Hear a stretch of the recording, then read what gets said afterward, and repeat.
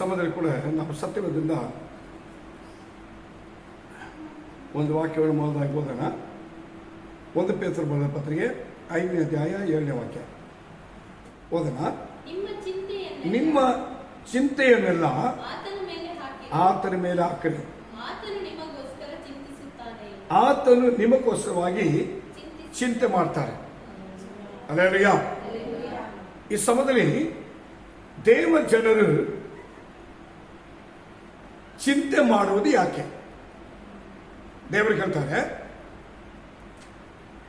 ನಾವು ಯಾವಾಗಲೂ ದೇವರ ವಾಕ್ಯವನ್ನ ನಂಬುವವರಾಗಿಯೂ ಅದನ್ನು ಅಂಗೀಕರಿಸುವವರಾಗಿಯೂ ಅದು ದೇವರೇ ಶಬ್ದ ಎಂಬುದಾಗಿ ನಾವು ಒಪ್ಪುವುದಾದರೆ, ಈ ವಾಕ್ಯದಲ್ಲಿ ದೇವರು ನಮಗೆ ತಿಳಿಯಪಡಿಸುವಂತ ಮೊದಲನೇ ಅಂಶ ಏನಂತ ಹೇಳಿದ್ರೆ, ಇದು ಅಪೊಸ್ತಲರ ಕಾಲದಲ್ಲಿ ಇರುವಂತಹ ಸಭೆಗಳಿಗೆ, ಪ್ರತ್ಯೇಕವಾಗಿ ಯೇಸುವಿನ ಮೇಲೆ ವಿಶ್ವಾಸವಿಟ್ಟು ಬಂದ ದೇವ ಜನರಿಗೆ ದೇವರು ನೇಮಿಸಿದ ಪ್ರಕಾರವಾಗಿ ಆ ದೇವರ ಸಭೆಗೆ ಮೊದಲದಾಗಿ ದೇವರ ಸಭಾಪಾಲಕನಾಗಿಯೂ ಸೇವಕನಾಗಿ ನೇಮಿಸಲ್ಪಟ್ಟ ಈ ಪೇತ್ರನು, ನೀವು ದೇವರ ಮಕ್ಕಳಾಗಿದ್ದೀರಿ, ನೀವು ದೇವರ ಮೇಲೆ ವಿಶ್ವಾಸವಿಟ್ಟಿದ್ದೀರಿ, ಆದರೆ ನೀವು ಚಿಂತೆ ಪಡುವುದು ಯಾಕೆ? ಅಲ್ಲೇಲೂಯ. ಹೀಗೆ ದೇವ ಜನರು ನೋಡಿ ಅವನು ಮಾತಾಡಿದ ಶಬ್ದವಾಗಿ ಈ ವಾಕ್ಯ ಇದೆ. ಯಾಕಂದ್ರೆ ಮತ್ತೊಂದು ಸಾರಿ ಓದೋಣ ಪದವನ್ನ. ನಿಮ್ಮ ಚಿಂತೆಯನ್ನೆಲ್ಲ, ನಿಮ್ಮ ಚಿಂತಾ ಭಾರಗಳನ್ನೆಲ್ಲ, ನಿಮ್ಮ ಚಿಂತೆ ಎಲ್ಲವನ್ನು ದೇವರ ಮೇಲೆ ಹಾಕ್ರಿ, ಯೇಸುವಿನ ಮೇಲೆ ಹಾಕ್ರಿ. ಅಲ್ಲೇಲೂಯ. ಈ ಕೆಲಸವನ್ನ ಕರೆಕ್ಟ್ ಆಗಿ ಮಾಡಬೇಕಾಗಿರೋ ಕೆಲಸ ದೇವರ ಮಕ್ಕಳು. ಅಲ್ಲೇಲೂಯ. ಇದನ್ನ ನಾವು ಸರಿಯಾಗಿ ಮಾಡಿದರೆ ದೇವರು ಹೇಳ್ತಾರೆ, ಏನ್ ಮಾಡ್ತಾರೆ ಅಂದ್ರೆ, ಸತ್ಯವೇದ ಹೇಳ್ತಾರೆ, ನೀವು ನಿಮ್ಮ ಚಿಂತೆಗಳನ್ನ ಅವರ ಮೇಲೆ ಇಟ್ಟರೆ ಅವರೇ ನಿಮಗೋಸ್ಕರ ಚಿಂತೆ ಮಾಡ್ತಾರೆ. ಅಲ್ಲೇಲೂಯ. ಈಗ ಭೂಮಿಯಲ್ಲಿರುವ ಮನುಷ್ಯರ ಹತ್ರ ಹೋಗ್ಬಿಟ್ಟು ನಮಗೆ ಚಿಂತೆಗಳು, ಭಾರಗಳು, ಕೊರತೆಗಳನ್ನು ಹೋಗಿ ಹೇಳ್ಕೊಳಕ್ ಹೋದ್ರೆ ಅವ್ರೇನ್ ಮಾಡ್ತಾರೆ, ನಮ್ಮೇಲೆ ಅದನ್ನ ಇನ್ನೂ ಹೊರೆಯಾಗಿ ಭಾರವಾಗಿ ಹಾಕ್ತಾರೆ. ಉದಾಹರಣವಾಗಿ ಒಬ್ಬರಿಗೆ ನೋವಿದೆ ಅಂತ ಇಟ್ಕೊ, ಕಾಯಿಲೆ ನೋವಿದೆ. ಈಗ ಅವ್ರು ಹೋಗಿ ನನಗೆಲ್ಲ ಹಿಂಗೆ ನೋವಾಗಿದೆ, ಹೆಂಗೆಲ್ಲಾಗಿದೆ ಅಂತ ಹೇಳಿದ್ರೆ ಅವ್ರ ತಕ್ಷಣ ಅಂತ ಗೊತ್ತಾ, ಹೌದೌದು ಇದು ಸಾಧಾರಣವಾಗಿ ನೋವಲ್ಲ, ಇದು ಬಂದ್ಬಿಟ್ರೆ ಹಂಗಾಗುತ್ತೆ, ಹಿಂಗಾಗುತ್ತೆ, ಹಾಗೆ ಆಗುತ್ತೆ, ಹೀಗಾಗುತ್ತೆ ಅಂತೇಳಿ ಅದಕ್ಕೆ ವಿವರಣೆ ಕೊಡ್ತಾರೆ. ಸೆಕೆಂಡ್ ಏನಂತ ಗೊತ್ತಾ, ನಮಗೆ ಇದಕ್ಕೆ ತಕ್ಕಾಗಿ ರೀತಿಯಲ್ಲಿ ಖರ್ಚು ಮಾಡ್ಲಿಕ್ಕೋ ಇನ್ನು ಮಾಡಲಿಕ್ಕೆ ನಮಗೆ ಶಕ್ತಿ ಇಲ್ಲದೆ ಇರುವಾಗ ಅಲ್ಲಿ ಹೋಗ್ಬೇಕು, ಇಲ್ಲಿ ಹೋಗ್ಬೇಕು, ಅವ್ರ ಹತ್ರ ಹೋಗ್ಬೇಕು ಎಂಬುದಾಗಿ ಏನ್ ಮಾಡ್ತಾರೆ, ದಾರಿ ಹೇಳ್ತಾರೆ. ಅವಾಗ ಏನಾಗುತ್ತೆ, ಆಲ್ರೆಡಿ ಇವರು ನೋವು ಕಷ್ಟದಲ್ಲಿದ್ದಾರೆ. ಈಗ ಅವರಿಗೆ ಅವ್ರ ಹತ್ರ ಹೋಗಿ ಅಂದ್ಕೊಂಡು ಏನ್ ಮಾಡ್ತಾರೆ, ಈಗ ಅಯ್ಯೋ ನಮ್ಗೆ ಹಿಂಗ ಆಗ್ಬಿಟ್ಟಿದ್ಯಾ, ನೀವು ಅರ್ಥ ಮಾಡ್ಕೊಂಡು ಹೋಗಿ ಹೇಳಿದ ಕೂಡಲೇ ಇನ್ನೂ ಚಿಂತೆ ಜಾಸ್ತಿ ಆಯ್ತು, ಇನ್ನೂ ಭಾರ ಜಾಸ್ತಿ ಆಯ್ತು. ಎರಡನೇದು ಅದು ಮಾತ್ರ ಅಲ್ಲ, ಈಗ ಪರಿಹಾರಕ್ಕೆ ಏನಂತ ಗೊತ್ತಾ, ಹಂಗ ಹೋಗ್ಬೇಕು, ಹಿಂಗ್ ಹೋಗ್ಬೇಕು, ಹಂಗ ಮಾಡ್ಬೇಕು, ಹಿಂಗ್ ಮಾಡ್ಬೇಕು ಅಂತ ಹೇಳ್ತಾರೆ. ಈಗ ಇದನ್ನೇ ದೇವರ ಮೇಲೆ ಹಾಕಿದ್ರೆ ದೇವ್ರು ಏನ್ ಮಾಡ್ತಾರೆ,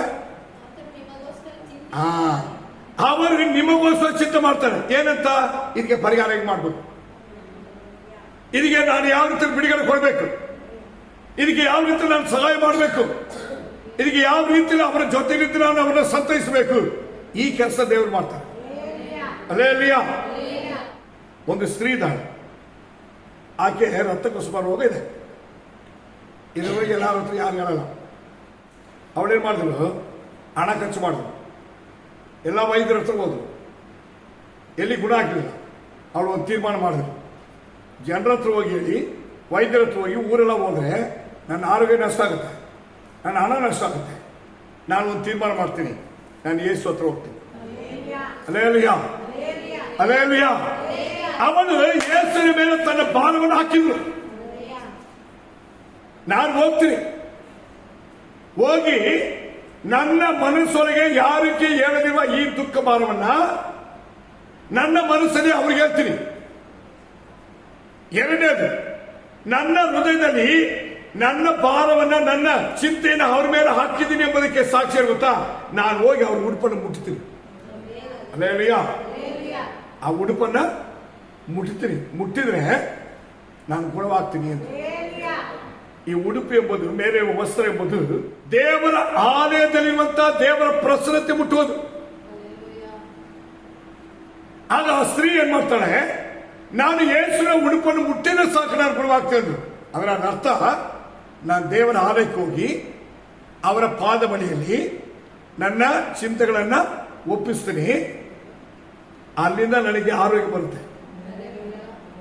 ಪ್ರೈಸಲೋ ಅಪೊಸ್ತಲನಾಗಿರೋ ಪೇತ್ರ ಏನ್ ಹೇಳ್ತಾರೆ ಗೊತ್ತಾ, ಈಗ ದೇವರ ಆಲಯದ ಒಬ್ಬ ಮನುಷ್ಯ ಹುಟ್ಟಿದಾಗಿಂದ ಕುಂಟನಾಗಿದ್ದುಕೊಂಡು ಏನ್ ಮಾಡ್ತಾರೆ, ಅವನು ವಿಷ ಬಿಡ್ತಾ ಇರ್ತಾನೆ. ಈಗ ಅವನ ಚಿಂತೆ ಏನು, ಡೈಲಿ ಅವನು ಹೊಟ್ಟೆ ಸಿತ್ತಿರ್ಬೇಕು. ಅವನಿಗೆ ಡೈಲಿ ಯಾವ್ದೇನ್ ಮಾಡ್ಬೇಕು, ಸಹಾಯ ಮಾಡ್ತಾನೇ ಇರ್ಬೇಕು ಡೈಲಿ. 2 ದಿನ ಭಿಕ್ಷೆ ಬೇಡ್ಬಿಟ್ಟು 3ನೇ ದಿನ ಹೋಗಿ ಮಲ್ಕೊಂಡು 3ನೇ ದಿನ ಯಾರು ಊಟ ಕೊಡ್ತಾರೆ? ಅವ್ನು ಡೈಲಿ ಭಿಕ್ಷೆ ಬೇಡ್ಬೇಕು. ಈಗ ಇವನೇನ್ ಮಾಡ್ತಾನೆ, ಡೈಲಿ ಭಿಕ್ಷೆ ಬೇಡ್ತಾ ಇದ್ದಾನೆ. ಎಲ್ಲಿ? ಆಲಯದ ಹೊರಗೆ. ಅರ್ಥ ಮಾಡಬೇಕು, ದೇವರ ಆಲಯದ ಹೊರಗೆ. ಈಗ ಇವನು ದೇವರ ಆಲಯದ ಹೊರಗೆ ಬೇಕಾದ್ರೆ ಭಿಕ್ಷೆ ಮಾಡ್ತಿದ್ದಾನೆ, ಆದ್ರೆ ದೇವರ ಆಲಯದ ಒಳಗೆ ಇಬ್ರು ಹೋಗ್ತಾರೆ. ಅವರು ಯಾರಂದ್ರೆ ಪೇತ್ರನು ಯೋಹಾನನು, ಇಬ್ಬರು ಹೋಗ್ತಾರೆ. ಇದು ಅಪೊಸ್ತಲರು 3ನೇ ಅಧ್ಯಾಯದಲ್ಲಿ ಬರುತ್ತೆ. ಆಗ ಅವರಿಬ್ಬರು ಹೋದ್ರೆ ದೇವರ ಆಲಯಕ್ಕೆ ಹೋಗೋರ ಹತ್ರ ಇವನೇನ್ ಮಾಡ್ತಾರೆ, ಭಿಕ್ಷೆ ಇರ್ತಾರೆ. ಅದೇ ಗಮನಿಸಬೇಕು, ಯಾರು ಆಲಯಕ್ಕೆ ಹೋಗ್ಬೇಕಾದ್ರೆ ಭಿಕ್ಷೆ ಕೇಳಬಾರ್ದು, ವಾಪಸ್ ಬರ್ಬೇಕಾದ್ರೆ ಭಿಕ್ಷೆ ಕೇಳಬೇಕು. ಇದು ಪದ್ಧತಿ. ಆದ್ರೆ ಇಲ್ಲಿ ಪದ್ಧತಿ ಹಂಗಿಲ್ಲ. ಇವನೇನ್ ಮಾಡ್ತಾನೆ, ದೇವರ ಆಲಯಕ್ಕೆ ಹೋಗೋರ ಹತ್ರ ಭಿಕ್ಷೆ ಕೇಳ್ತಾನೆ. ಈ ಭಿಕ್ಷೆ ಡಿಫರೆಂಟ್, ನೀವು ಗಮನಿಸಬೇಕು. ಇದು ಭಿಕ್ಷೆ ಅಲ್ಲ. ಇವನು ಅಲ್ಲಿ ಹೋಗ್ಬೇಕು, ಇವನು ಒಳಗೆ ಹೋಗೋರು, ನಾನು ಡೈಲಿ ಇಲ್ಲಿ ಬಂದು ಹಾಕೋದ್ರಿಂದ ನಾನು ಡೈಲಿ ಇಲ್ಲಿ ಭಿಕ್ಷೆ ಹಾಕಿದ್ದೀನಿ, ಆದ್ರೆ ಒಂದು ಕೆಲಸ ಮಾಡಬೇಕು, ನೀವು ಒಳಗೆ ಹೋಗ್ತಿರಲ್ಲ, ಇದಕ್ಕೇನಾದ್ರು ಪರಿಹಾರ ಮಾಡಿ, ಅದೇ ಅದರ ಅರ್ಥ. ಗಮನಿಸಬೇಕು, ಆ ಪದ ಹೇಳ್ತದೆ ಅವರಿಂದ ಏನಾದರೂ ಸಿಕ್ಕುತ್ತೆ. ಇದು ಅರ್ಥ ಭಿಕ್ಷೆ ಕೊಡ್ತಾರಂತಲ್ಲ. ನೀವು ಗಮನಿಸಬೇಕು, ಭಿಕ್ಷೆ ಕೇಳುವವರು ಏನೋ ಒಂದು ನಾನೇನೋ 2 ನಾನೇ ಏನೋ ಕೈಯಲ್ಲಿ ಕೂಡ ಅಂತ ಹೇಳೋದು. ಆದ್ರೆ ಇವನೇನ್ ಹೇಳ್ತಾನೆ, ಅವರಿಂದ ಏನಾದರೂ ದೊರಕಿತ್ತು. ಗಮನಿಸಬೇಕು, ಅಂದ್ರೆ ಅವರಲ್ಲಿ ಇರುವುದು ನಮಗೆ ಸಿಗಬೇಕು. ಗಮನಿಸಬೇಕು, ಅವರಲ್ಲಿ ಇರುವಂತದನ್ನ ನಮಗೆ ಭಿಕ್ಷೆ ಕೊಡ್ಬೇಕಲ್ಲ, ಅವರಲ್ಲಿ ಇರುವುದು ನಮಗೆ ಸಿಗಬೇಕು. ಅದರ ಅರ್ಥ, ಇವನಿಗಿರುವ ಚಿಂತೆ, ಇವನಿಗಿರುವ ಭಿಕ್ಷೆಗಾರನಾಗಿರುವಂತ ಬಡವನಾಗಿರುವಂತ ಈ ಸ್ಥಿತಿ ಬದಲಾವಣೆಗೋಸ್ಕರವಾಗಿ ಅವರಿಂದ ನನಗೇನೋ ಒಂದು ಪರಿಹಾರ ಬೇಕು. ಅದೇ ಇದುವೇ ಈ ಪೇತ್ರ ಹೇಳಿದ ಅರ್ಥ. ಪೇತ್ರ ಏನ್ ಹೇಳ್ತಾನೆ ನೋಡಿ, ನಿಮ್ಮ ಚಿಂತೆಯನ್ನ ಆತನ ಮೇಲೆ ಹಾಕಲಿ. ಗಮನಿಸಿ, ಯೇಸುವಿನ ಬಳಿಗೆ ಬರುವವರು ಯೇಸು ಮೇಲೆ ತನ್ನ ಚಿಂತಾಭಾರವನ್ನು ಹಾಕಿ ದೇವರ ಮೇಲೆ ತನ್ನ ಕಷ್ಟಗಳಿಗೆ ಪರಿಹಾರಕ್ಕೋಸ್ಕರವಾಗಿ ಯಾರಾದರೂ ದೇವರ ಮೇಲೆ ಹಾಕ್ತಾರೋ ಅವರಿಗೆ ಬಿಡುಗಡೆ. ಅಲ್ಲೇಲೂಯಾ. ಅವರಿಗೆ ಅದ್ಭುತ ಕಾರ್ಯವಿದೆ. ಅವರನ್ನು ದೇವರು ಬಿಡುಗಡೆ ಮಾಡ್ತಾರೆ, ಅವರಿಗೆ ದೇವರು ಸಹಾಯಕ್ಕೆ ಬರ್ತಾರೆ. ಈ ಸತ್ಯವನ್ನ ಇಲ್ಲಿ ಪೇತ್ರನು ಬರೀತಾನೆ. ಇಲ್ಲಿ ಗಮನಿಸಿ, 7ನೇ ವಾಕ್ಯ ಹೇಳ್ತದೆ,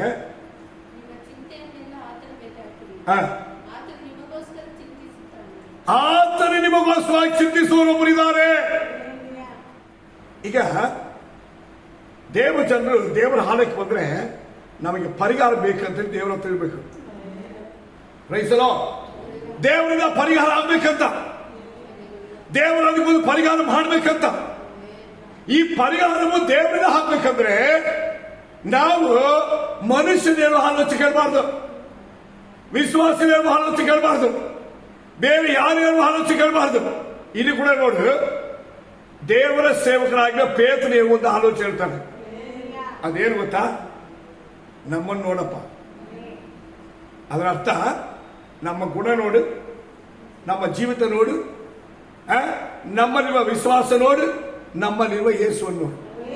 ಒಂದು ವಿಶ್ವಾಸಿ ಇನ್ನೊಂದು ವಿಶ್ವಾಸಿಗಳಿಗೆ ಸಾಕ್ಷಿ ಆಗಿರ್ಬೇಕು. ಒಬ್ಬ ಸೇವಕನ ಸಾಕ್ಷಿ ಆಗಿರ್ಬೇಕಂದ್ರೆ ಅವ್ರ ಸಾಕ್ಷಿ ಹಿಂಗಿರ್ಬೇಕು. ನಮ್ಮ ನೋಡು, ನಮ್ಮ ನೋಡು, ನಮ್ಮ ಸಾಕ್ಷಿ ನೋಡು, ನಮ್ಮ ಜೀವನ ನೋಡು, ನಾವು ದೇವರಿಗಾಗಿರುವುದನ್ನು ನೋಡು. ನಮ್ಮ ಹಾಗೆ ನಮ್ಮಲ್ಲಿರುವ ದೇವರು ನಿಮಗೆ ಸಹಾಯಕ ಬರ್ತಾನೆ ಎಂಬುದಾಗಿ ಹೇಳ್ಬೇಕು. ಇವತ್ತು ಜನರಿಗೆ ಹೇಳ್ತಾರೆ ಹೇಳ್ರಿ, ನೀವು ನಮ್ಮ ಹತ್ರ ಬರ್ರಿ, ನಾನು ನಿಮಗೆ ಅದು ಕೊಡ್ತೀನಿ. ನೀವು ನಮ್ಮ ಮಾತು ಕೇಳ್ರಿ, ನಾವು ನಿಮಗೆ ಸಹಾಯಕ್ಕೆ ಬರ್ತೀವಿ.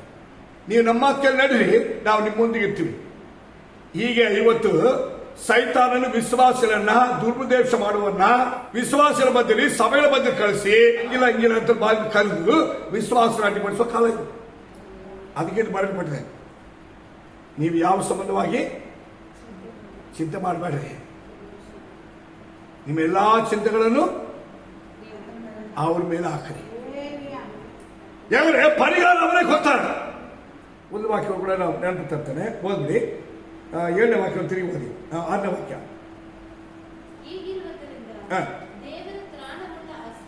ಅಂದ್ರೆ ನಮಗೋಸ್ಕರವಾಗಿ ಎಲ್ಲವನ್ನು ಮಾಡತಕ್ಕ ದೇವರ ಹಸ್ತದಲ್ಲಿ ನಿಮ್ಮನ್ನು ತಗ್ಗಿಸಿರಿ. ಅಲ್ಲೆಲ್ಲಯ್ಯ, ದೇವರ ಹಸ್ತದಲ್ಲಿ ನಿಮ್ಮನ್ನು ತಗ್ಗಿಸಿರಿ, ದೇವರ ಹಸ್ತದಲ್ಲಿ ನಿಮ್ಮನ್ನು ತಗ್ಗಿಸಿರಿ. ಈಗ ನಾವು ಯಾರ ಹತ್ರ ತಗ್ಗಿಸ್ತೀವಿ? ಈ ಮನುಷ್ಯರ ಹತ್ರ ಹೋಗ್ಬಿಟ್ಟು ಅಯ್ಯೋ ನಮ್ಗೆ ಅದು ಕಷ್ಟ ಇದೆ, ಹಿಂಗೆ ಕಷ್ಟ ಇದೆ, ಅದಿದೆ ಇದೆ ಅಂತೇಳಿ ಹೋಗಿ ಅವ್ರ ಹತ್ರ ಹೇಳಿದ್ರೆ ಅವ್ರೇನು ಪರಿಹಾರ ಮಾಡಲ್ಲ.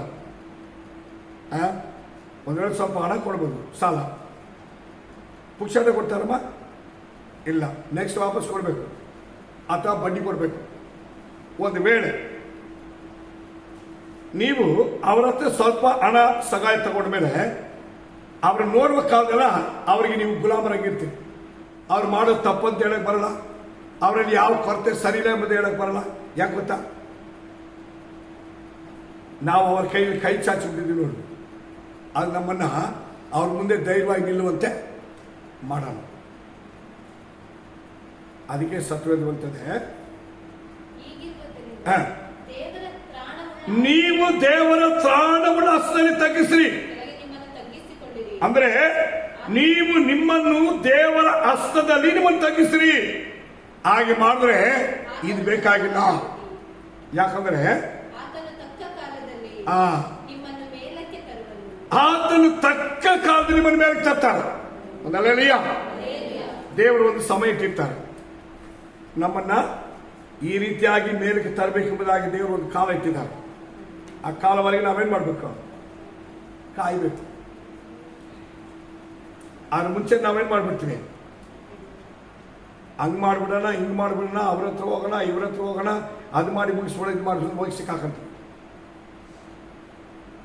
ಈಗ ನೀವು ಗಮನಿಸಿ, ನೀವು ಬೈಬಲ್ ನೋಡುವಂತ ಎಷ್ಟು ಪರಿಶುದ್ಧರಾಗಿರುವ ದೇವ ಜನರು, ವಿಶ್ವಾಸ ಇರುವ ಜನರೆಲ್ಲರೂ ಅವರವರಿಗೆ ದೇವರು ಒಂದು ಕಾಲ ಇಟ್ಟಿರ್ತಾರೆ, ಅದುವರೆಗೆ ಕಾದಿದ್ದಾರೆ.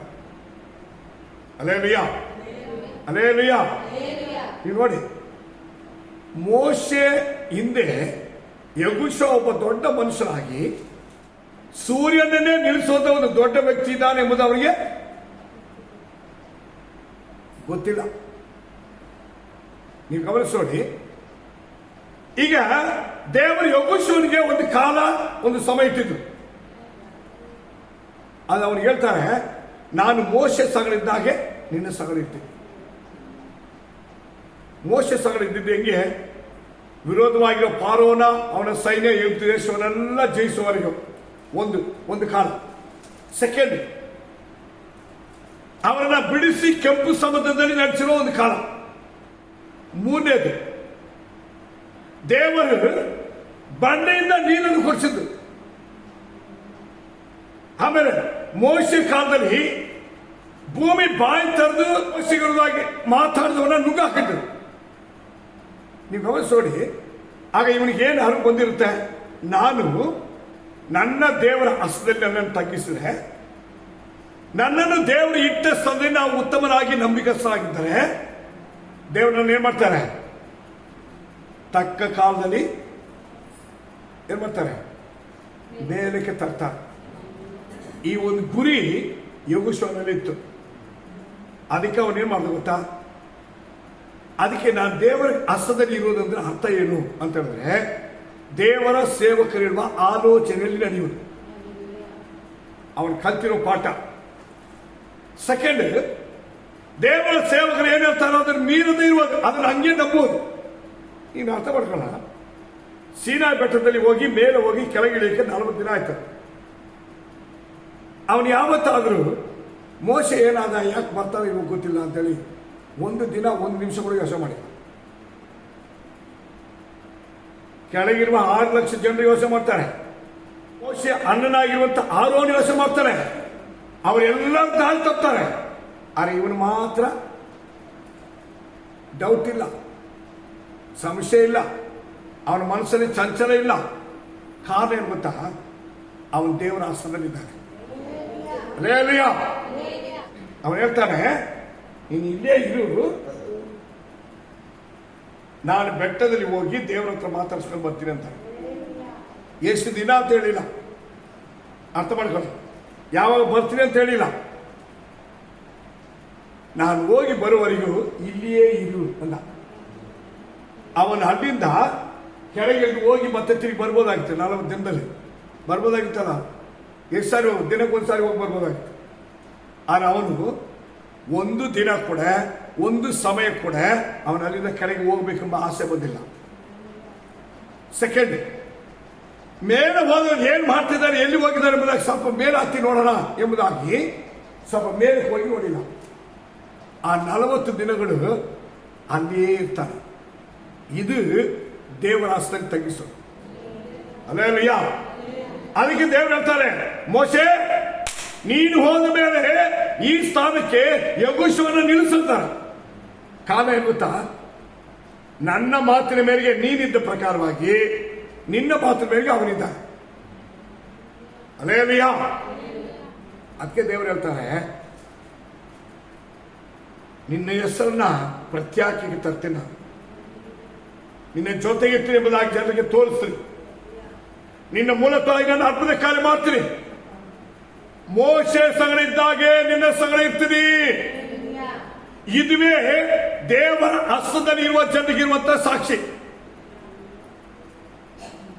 ಗಮನಿಸೋಣ, ನಮ್ಮ ದೇವರ ಅವರವರ ಸಭೆಯಲ್ಲಿ ಅವರ ಸೇವಕರ ಹತ್ರ ಇದ್ದ ಪ್ರಕಾರವಾಗಿ ನಿಮ್ಮ ಜೊತೆಗಿರುವಾಗ ದೇವರ ಹಸ್ತದಲ್ಲಿರುವುದು. ಇದೇ ಪೇತ್ರರು ಏನ್ ಹೇಳ್ತಾರೆ, ನೀವು ದೇವರ ತ್ರಾಣವುಳ್ಳ ಹಸ್ತದಲ್ಲಿ, ಪ್ರೈಸ್ ದಿ ಲಾರ್ಡ್, ಎಲ್ಲಿ ದೇವರ ಬಲವಾಗಿರುವ ಆ ಬಲಿಷ್ಠರಾಗಿರುವ ದೇವರ ಹಸ್ತದಲ್ಲಿ ನಿಮ್ಮನ್ನ ತಗ್ಗಿಸಿ. ಗಮನಿಸಿ, ದೇವರ ಮುಂದೆ ತಗ್ಗಿಸುವನು ದೇವರ ಸೇವರ ಮುಂದೆ ತಗ್ಗಿಸಬೇಕು. ದೇವರ ಆಲಯಕ್ಕೆ ಉಪದೇಶಕ್ಕೆ ನಿಯಮಗಳಿಗೆ ಒಳಪಟ್ಟು ಯಾರಿರ್ತಾರೋ ಅವರು ದೇವರ ಹಸ್ತದಲ್ಲಿರುವರು. ಆದರೆ ಸಭೆಯಲ್ಲಿ ಸಭೆಯೊಂದಿಗೆ ಸಭೆ ಒಳಪಟ್ಟು ನಿಯಮಗಳಿಗೆ ಒಳಪಟ್ಟು ನಡೆದರೆ ನಾವು ದೇವರ ಹಸ್ತದಲ್ಲಿದ್ದೀವಿ. ಆದರೆ ಕರ್ತನ ಹಸ್ತದಲ್ಲಿ ನಿಮ್ಮನ್ನು ತಗ್ಗಿಸ್ರಿ. ಅದರ ಅರ್ಥ, ನನ್ನ ಸಂಘದಲ್ಲಿ ನಿಮ್ಮನ್ನು ತಗ್ಗಿಸ್ರಿ, ನನ್ನ ಸಭೆಯಲ್ಲಿ ನಿಮ್ಮನ್ನು ತಗ್ಗಿಸ್ರಿ, ನನ್ನ ಸೇವರ ಮುಂದೆ ನಿಮ್ಮನ್ನು ನೀವು ತಗ್ಗಿಸ್ರಿ. ಹೀಗಿದ್ದರೆ ನೀವು ದೇವರ ಹಸ್ತದಲ್ಲಿದ್ದೀರಿ. ಅದಕ್ಕೆ ದೇವರು ಹೇಳ್ತಾರೆ, ನಿಮ್ಮ ಚಿಂತೆಗಳೆಲ್ಲ ಯಾರ ಮೇಲೆ ಹಾಕ್ರಿ? ಆತನ ಮೇಲೆ ಹಾಕ, ಆತನ ಮೇಲೆ ಹಾಕ. ಆದರೆ ನಾವು ಯೋಚನೆ ಮಾಡೋಣ, ನಾವು ನಮಗಿರುವಂತ ಚಿಂತೆಗಳನ್ನ, ನಮಗಿರುವಂತ ಅಗತ್ಯಗಳನ್ನ, ಭಾರಗಳನ್ನ ಯಾರ ಮೇಲೆ ಹಾಕೋದಕ್ಕೆ ಪ್ರಾಕ್ಟೀಸ್ ಮಾಡಬೇಕು? ದೇವರ ಮೇಲೆ, ದೇವರ ಪಾದದಲ್ಲಿ, ಸಭೆಯಲ್ಲಿ, ಪರಾತ್ಪರನ ಮರವಿನಲ್ಲಿ ನಾವು ಹಾಕಬೇಕು. ಹಿಂಗೆ ಹಾಕಿದವರ ಲಿಸ್ಟೇ ಅಣ್ಣಾಳ್ ಪ್ರಾರ್ಥನೆ. ಹಿಂಗೆ ಪ್ರಾರ್ಥನೆ ಮಾಡಿದವರ ಲಿಸ್ಟೇ ಮೊರ್ದೆಕಾಯಿ ಪ್ರಾರ್ಥನೆ, ಎಸ್ತರ್ ಪ್ರಾರ್ಥನೆ, ದಾನಿಯಲ್ ಪ್ರಾರ್ಥನೆ, ಶಾದ್ರಾಕ್ ಮೇಷಕ್ ಅಬೇದ್ನೆಗೋ ಪ್ರಾರ್ಥನೆ. ಇವರೆಲ್ಲ ಪ್ರಾರ್ಥನೆ ಇದೆ. ದೇವರ ಆಲಯದ ಕಡೆಗೆ ಮುಖ ತಿರುಗಿ ಪ್ರಾರ್ಥನೆ ಮಾಡಿದ್ರು, ದೇವರನ್ನು ನೆನೆಸಿ ಪ್ರಾರ್ಥನೆ ಮಾಡಿದ್ರು. ದೇವರ ಆಲಯವನ್ನ ದೇವಸ್ಥಾನ ಮಾರುತ್ತೇವರು ಯಾರು ಪ್ರೇರ್ ಮಾಡಿಲ್ಲ. ಇವತ್ತು ನಿಮ್ಮನ್ನು ನೀವು ಪರಿಶೋಧನೆ ಮಾಡಿ.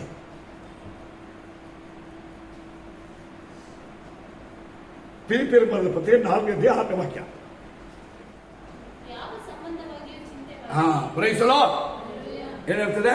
ಯಾವ ನಿಮ್ಮ ಎಲ್ಲಾ ಚಿಂತೆಗಳನ್ನು ದೇವರ ಹಾಕಂದ್ರ ಅದು ಯಾವ್ದಂತ ಪ್ರಶ್ನೆ. ಇದನ್ನ ಹಾಕೋದ ಅದನ್ನ ಹಾಕೋದ, ಎಲ್ಲಿ ಹಾಕೋದು? ಅದಕ್ಕೆ ದೇವರು ಹಾಕಿರೋದು ಗೊತ್ತಾ? ನೀವು ಯಾವ ಸಂಬಂಧವಾಗಿಯೂ ಚಿಂತೆ ಮಾಡಬಾರ್ದು. ಅಲ್ಲೇಲಿಯ? ಸರ್ವ ವಿಷಯದಲ್ಲಿ ಅಲ್ಲೇಲಿಯ. ಯಾರ ಮುಂದೆ? ದೇವರ ಮುಂದೆ. ಸಾಕು. ನೀವು ಸರ್ವ ವಿಷಯದಲ್ಲಿ ದೇವರ ಮುಂದೆ ಹಾಕ್ರಿ.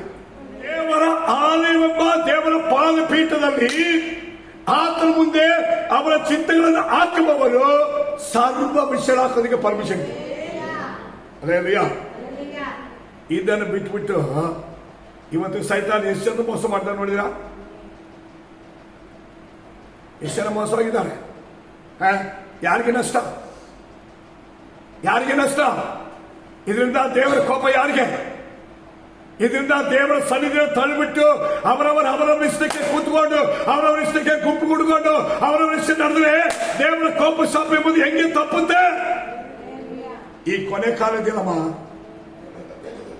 ದೇವರ ಸನ್ನಿಧಿಯಲ್ಲಿ ದೇವರವರಿಗೆ ಎಲ್ಲಾ ಭಾರಗಳನ್ನ, ಸರ್ವ ಚಿಂತೆಗಳನ್ನ, ಸರ್ವ ವಿಷಯದಲ್ಲಿ ಒಂದು ಕೂಡ ಬಿಡದೆ ಎಲ್ಲವನ್ನ ಆತನ ಪಾದ ಬಳಿ ಹಾಕೋದಕ್ಕೆ ಒಂದು ಮಾರ್ಗ ಇದೆ. ಅದು ದೇವರ ಪಾದಪೀಠ, ಆ ದೇವರ ಸನ್ನಿಧಿ, ಆ ದೇವರು ನಮಗೆ ಕೊಟ್ಟ ಪರಾತ್ಪರನ ನೆರವು, ಸರ್ವಶಕ್ತರ ಆಶ್ರಯ, ನಮಗೆ ಸುರಕ್ಷಿತವಾಗಿ ನಮ್ಮ ಪ್ರಾರ್ಥನೆ ವಿಜ್ಞಾಪನೆ ಕಾಪಾಡಿಕೊಳ್ಳಕ್ಕಿರುವಂತಹ ಸ್ಥಳ. ಅದಕ್ಕೆ ನಿಮ್ಮ ಎಲ್ಲಾ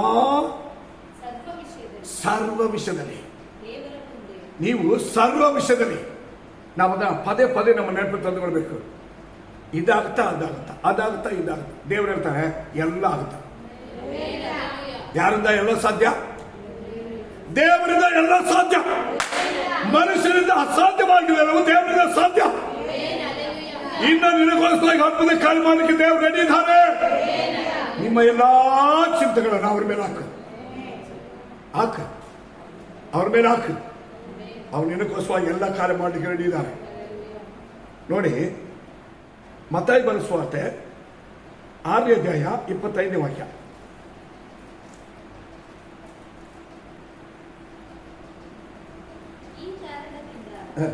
ನಮ್ಮ ಪ್ರಾಣದಾರರಿಗೆ ಏನು ಊಟ ಮಾಡಬೇಕು, ಏನು ಕುಡಿಯಬೇಕು, ನಮ್ಮ ದೇಹ ರಕ್ಷಣೆಗೆ ಏನು ಒದ್ದುಕೊಳ್ಳಬೇಕು ಎಂದು ಚಿಂತೆ ಮಾಡಬೇಡಿರಿ ಎಂಬುದಾಗಿ ನಿಮಗೆ ಹೇಳುತ್ತೇನೆ.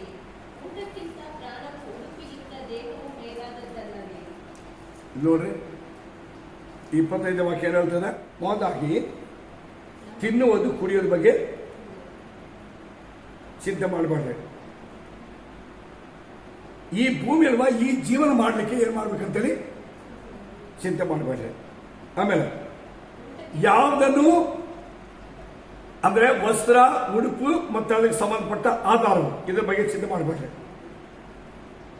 ಯಾಕಂದ್ರೆ ಊಟಕ್ಕಿಂತಲೂ ಜೀವ, ನಮ್ಮ ಹೊರಗೆ ತೋರುವಂತ ಉಡುಪಿನ ನಮ್ಮ ದೇಹ ಮುಖ್ಯ.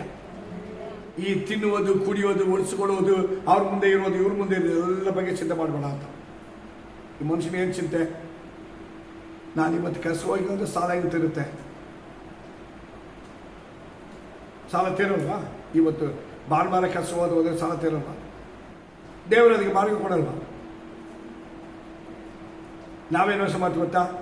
ಸೈತಾನ್ ಏನು ಹೇಳ್ತಾನೆ, ನೀನು ಆವತ್ತು ಹೋದ್ರೆ ನಿನಗೆ ಡಬಲ್ ಸಂಬಳ ಸಿಗುತ್ತೆ. ಆ ದಿನದಲ್ಲೇ ಮದುವೆ ಇರೋದು, ಮದುವೆ ಇನ್ನೊಂದು ಸಾರಿ ಆಗಲ್ಲ. ಹೇಳ್ತಮ್ಮ, ಆ ದಿನವೇ ನೆಂಟರು ಬಂದಿರೋದು, ಅವ್ರು ಇನ್ನೊಂದು ದಿನ ಬರಲ್ಲ. ಎಬ್ಬ ದೂರ ತುಂಬ ದಿನದಿಂದ ಬಂದಿದ್ದಾರೆ. ಇದರಲ್ಲಿ ಯಾಕೆ ಅಡ್ಡಿ ಮಾಡ್ತಾ ಅಂತ ತಿಳ್ಕೊಂಡಿದ್ದೀರಾ? ನಿಮ್ಮನ್ನ ದೇವರ ವಾಕ್ಯಕ್ಕೆ ಅಭಿಧರೆಂಬ ಬಲೆಯಲ್ಲಿ ಸಿಕ್ಕಾಕೊಳ್ಳೋದು. ದೇವರ ಆಜ್ಞೆ ಮೀರುವಂತೆ ನಿಮ್ಮನ್ನ ಬಲೆ ಹಾಕದವರು. ಪ್ರೇಯರ್ಗೆ ಹೋಗದಂತೆ, ಚರ್ಚ್ಗೆ ಹೋಗದಂತೆ, ಉಪವಾಸ ಇರದಂತೆ ನಿಮ್ಮೊಂದು ಬಲೆ ಹಾಕಿ ಸಿಕ್ಸ್ಬಿಟ್ರೆ ನಿಮ್ಮನ್ನು ಯಾರ ಕೈ ಕೊಡ್ಬೋದು? ಯಾರ ಕೈ ಕೊಡ್ಬೋದು ಹೇಳ್ರಿ? ನಾವು ದೇವರ ಆಜ್ಞೆ ಮೀರಿದ ಕೂಡಲೇ ನಮ್ಮ ಮೇಲೆ ದೇವ್ರ ಕೋಪ ಬರುತ್ತೆ. ದೇವ್ರ ಕೋಪ ಬಂದಾಗ ನಾವು ಒಂದಿನ ಕಸ ಕೊಟ್ಬಿಟ್ಟು 4 ದಿನ ಕಸ ತೆಗಿತಾರೆ ಅಂತ ಇಟ್ಕೊಳ್ಳಿ, ನಷ್ಟ. ಒಂದು ಸಾಲ ತೀರ್ಸಕ್ ಹೋಗಿ ಅದು ತೀರದೆ ಅದಕ್ಕೆ ಬಂದು ಇನ್ನೊಂದು ಸಾಲಕ್ಕೆ ಮಾಡಿ ಅದಕ್ಕೆ ಬಂದು ಇನ್ನೊಂದು ಸಾಲ ಬಂದು 4 ಸಾಲದಲ್ಲಿ ಹೋಗಿ ಬಿದ್ದುಕೊಳ್ಳೋ. ದೇವ್ರ ಪಾದ ಬಳಿ ಕೂರು, ನಿನ್ನ ಕಣ್ಣೀರು ಸುರಿಸು, ನೀನು ಪ್ರಾರ್ಥನೆ ಮಾಡು, ನಿಮ್ಮ ಚಿಂತೆ ಎಲ್ಲ ಅಲ್ಲಿ ಹಾಕು, ನೀನ್ ಮೇಲಾಗ್ತೀಯ, ನಿನ್ನ ಭಾರ ನೀಗುತ್ತೆ, ನಿನಗೆ ಸಹಾಯ ವಿಳಾಸ ಬರುತ್ತೆ, ನಿಮ್ಮ ದೇವ್ರ ಮೇಲೆ ಕೆತ್ತಾರೆ. ಅದಕ್ಕೆ ದೇವ್ರು ಹೇಳ್ತಾರೆ, ನೀವು ತಿನ್ನುವುದು ಕುಡಿಯುವುದು ತೊಡಗಿಸಿಕೊಳ್ಳುವುದು ಬೇರೆ ಯಾವುದು, ಜೀವನಕ್ಕೆ ಬೇಕಾಗಿರೋದು, ಶರೀರಕ್ಕೆ ಬೇಕಾಗಿರೋದು, ಇದ್ರ ಬಗ್ಗೆ ಎಲ್ಲ ಏನ್ ಮಾಡಬೇಡ್ರಿ, ಚಿಂತೆ ಮಾಡಬೇಡ್ರಿ. ಯಾವ ಚಿಂತೆ ನೋಡ್ರಿ, ಇನ್ನೊಂದು ವಾಕ್ಯ ಹೇಳ್ತದೆ, 21ನೇ ವಾಕ್ಯ ಅದೇ ಅಧ್ಯಾಯದಲ್ಲಿ, ಮತ್ತೆ ಸ್ವತಃ 6:21. ನಿನ್ನ ಗಂಟು ಇದ್ದಲ್ಲಿಯೇ ನಿನ್ನ ಮನಸ್ಸು ಇರುವುದು. ಅಲ್ಲೇಲೂಯ. ಈಗ ದೇವ ಜನರಿಗೆ ಮನಸ್ಸು ಯಾಕಪ್ಪ ದೇವರ ಆಲಯ ಹತ್ರ ಬರಲಿಲ್ಲ ಅಂದ್ರೆ, ಅವರ ಮನಸ್ಸು ಏನಿದೆ? ಹಣದ ಮೇಲಿದೆ, ಜನರ ಮೇಲಿದೆ. ಅದೆಲ್ಲಿ ಬರಲ್ಲ, ದೇವರ ಆಲಯ ಬರಕ್ಕೆ ಮನಸ್ಸು ಬರಲ್ಲ. ಹಣದ ಮೇಲೆ ಮನಸ್ಸಿಟ್ಟುಕೊಂಡವರಿಗೆ, ಜನರ ಮೇಲೆ ಮನಸ್ಸಿಟ್ಟುಕೊಂಡಿರೋರಿಗೆ ದೇವರ ಆಲಯ ಪಾದಪೀಠದಲ್ಲಿ ಹೋಗಿ ತಮ್ಮನ್ನು ತಗ್ಗಿಸಕ್ಕೆ ಮನಸ್ಸು ಬರಲ್ಲ. ಇದನ್ನು ಯೇಸು ಹೇಳಿದ್ದಾರೆ, ನಿಮ್ಮ ಹೃದಯ ನಿಮ್ಮ ಮನಸ್ಸಲ್ಲಿದೆ ಗೊತ್ತಾ, ನಿಮ್ಮ ಗಂಟೆಯಲ್ಲಿದೆ, ಅಲ್ಲಿದೆ, ಎಲ್ಲಿ ಇಲ್ಲ, ದೇವರ ಆಲಯದಲ್ಲಿಲ್ಲ. ವಿಶ್ವಾಸಿಗಳಿಗೆ ಹೃದಯ ಮನಸ್ಸು ದೇವರ ಆಲಯದಲ್ಲಿ ಇಲ್ಲ ಅಂದ್ರೆ ವೇಸ್ಟ್. ಅದಕ್ಕಿಂತ ಶಾಪ ಬೇರೆ ಏನಿಲ್ಲ, ಅದಕ್ಕಿಂತಲೂ ಇಕ್ಕಟ್ಟಾಗಿರುವ ಮರಣಕರವಾಗಿ ಉರುಳು ಬೇರೆ ಏನಿಲ್ಲ, ಬೇಟೆಗಾರದ ಬಲೆ ಬೇರೆ ಏನಿಲ್ಲ. ಇವತ್ತು ಅನೇಕರು ಸಿಕ್ಕೊಂಡಿದ್ದಾರೆ. ಅವರ ಗಂಟೆಯಲ್ಲಿದೆಯೋ ಅಲ್ಲಿ ಅವರ ಹೃದಯ ಮನಸ್ಸಿರುತ್ತೆ. ವಿಶ್ವಾಸಿಗೆ ದೇವರ ಆಲಯಕ್ಕೆ ಹೋಗ್ಬೇಕಂತ ಯಾಕೆ ಮನಸ್ಸಿಲ್ಲ? ಉಪವಾಸ ಇರಬೇಕು, ಪ್ರೇ ಮಾಡ್ಬೇಕಂತ ಯಾಕೆ ಮನಸ್ಸಿಲ್ಲ? ದೇವರ ಸಂದೆ ನಾನು ಹಿಂಗೆ ಇರ್ಬೇಕು, ನಡಿಬೇಕಂತ ಯಾಕೆ ಮನಸ್ಸಿಲ್ಲ ಗೊತ್ತಾ? ಸೈತಾನನು ಈ ಪ್ರಪಂಚವನ್ನ, ಈ ಪ್ರಪಂಚದ ಸಂಪತ್ತುಗಳನ್ನ, ಮನುಷ್ಯರನ್ನ, ಹಣವನ್ನ ಅವರ ಮನಸ್ಸಲ್ಲಿ ತುಂಬಿಸ್ಬಿಟ್ಟಿದ್ದಾನೆ. ಇದರಿಂದ ಇವತ್ತು ವಿಶ್ವಾಸದ ಮಾನಸಾಂತರ ಹೊಂದಬೇಕು. ಇವತ್ತು ದೇವರಲ್ಲಿ ಪ್ರೇಯರ್ ಮಾಡುವವರು ಮಾನಸಾಂತರ ಹೊಂದಬೇಕು. ಈಗ ದೇವಸ್ಥಾನ ಬಂದ ನಿಮಗೆ ಈ ಒಂದು ಪೂರ್ಣ ಅವಕಾಶವನ್ನು ಕೊಟ್ಟಿದ್ದಾರೆ. ನಿಮ್ಮ ಹೃದಯದಲ್ಲಿ ಕಾಪಾಡಿಕೊ, ನಿಮ್ಮ ಮನಸ್ಸಲ್ಲಿ ಕಾಪಾಡಿಕೊ. ದೇವರೇ, ನಾನು ನಿನ್ನ ಪಾಲ್ ಮಾಡಿದ್ದೀನಯ್ಯ, ನಿನ್ನ ಸಂಧಿ ಮೊರೆ ಇಡ್ತೀನಯ್ಯ, ನನಗೆ ಸಹಾಯ ನಿನ್ನಿಂದಲೇ ಬರಬೇಕು, ನನಗೆ ಬಿಡುಗಡೆ ನಿನ್ನಿಂದಲೇ ಬರಬೇಕು, ನನಗೆ ಪರಿಹಾರ ನಿನ್ನಿಂದಲೇ ಬರಬೇಕು. ನೀವು ದೇವ್ರ ಮುಂದೆ ತಗ್ಗಿಸಿ ನೋಡ್ರಿ, ನಿಮಗೋಸ್ಕರ ದೇವರು ಎಂತ ಅದ್ಭುತ ಕಾರ್ಯ ಮಾಡ್ತಾರೆ. ಅಲ್ಲೇಲೂಯಾ. ಇನ್ನೊಂದು ವಾಕ್ಯ ಹೇಳ್ತದೆ, ಹೋದ್ರ ಮತ್ತಾಯ ಬರೆದ ಸುವಾರ್ತೆ 6ನೇ ಅಧ್ಯಾಯ 34ನೇ ವಾಕ್ಯ.